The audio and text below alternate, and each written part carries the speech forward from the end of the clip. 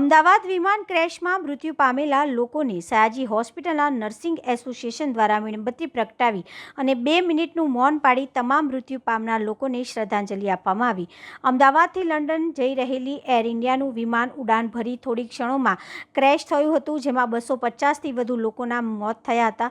પ્લેનમાં બેઠેલા તમામ મુસાફરો સાથે મેડિકલ કોલેજના વિદ્યાર્થીઓનું મૃત્યુ થયું હતું, જેમાં પૂર્વ મુખ્યમંત્રી વિજય રૂપાણીનું પણ નિધન થયું હતું, જેને લઈને સમગ્ર વિશ્વમાં દુઃખદ ઘટનાને લઈને સયાજી હોસ્પિટલ નર્સિંગ એસોસિએશન દ્વારા અમદાવાદમાં બનેલી ઘટનામાં મૃત્યુ પામનાર તમામ લોકોને શ્રદ્ધાંજલિ આપવાનો કાર્યક્રમ યોજવામાં આવ્યો હતો, જેમાં હોસ્પિટલ નર્સિંગ સ્ટાફ તથા ડૉક્ટરોને